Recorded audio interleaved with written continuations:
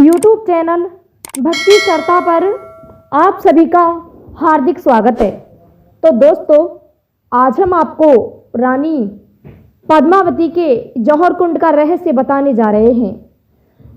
दोस्तों, कहा जाता है कि जो भी इस जौहर कुंड के पास जाता है वो वहाँ से भाग करके आता है। आखिर लोग वहाँ जाने से क्यों डरते हैं? एक किताब के अनुसार कहा जाता है कि वहाँ चीखों की आवाज़ सुनाई देती है। तो दोस्तों, जानिए इस रहस्य को और वीडियो को लाइक, शेयर और सब्सक्राइब करना ना भूलें।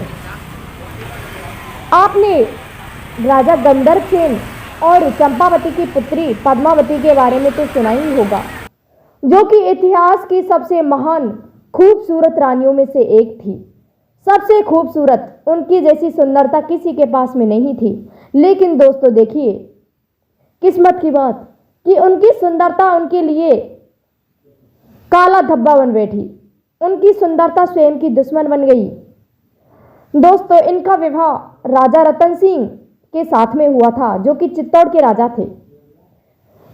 दोस्तों, कहा जाता है कि इनकी 15 रानियां थीं। पद्मावती एक अंतिम रानी थी, 15वीं रानी थी। लेकिन एक कविता के अनुसार कहा जाता है कि इनकी 2 रानियां थी, नागमती और पद्मावती। अब दोस्तों, हम ये तो नहीं कह सकते कि इनकी कितनी रानियां थी, लेकिन हमने जैसा पढ़ा वो हमने आपको बता दिया। अब क्या होता है कि राजा रानी सुखपूर्वक जीवन जीने लगते हैं।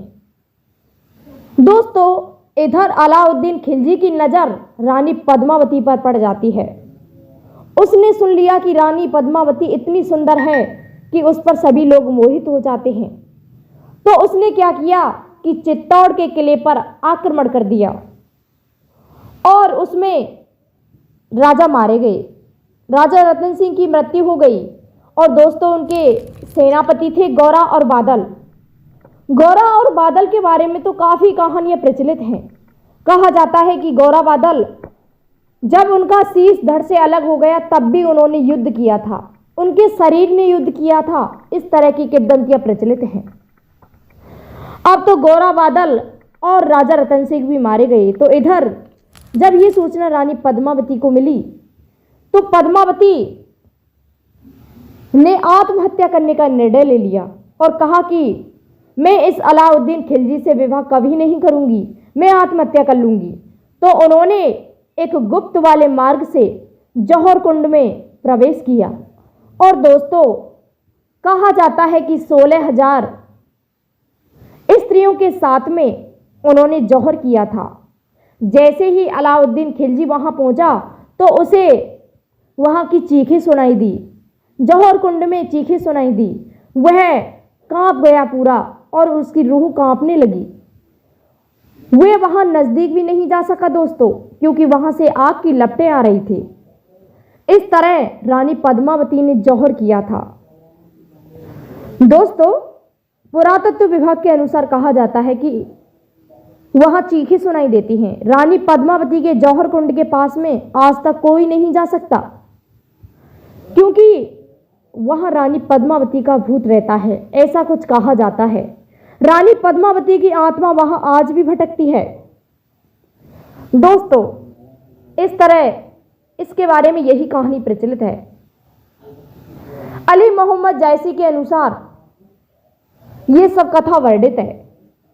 रानी पद्मावती इतनी खूबसूरत रानियों में से एक थी।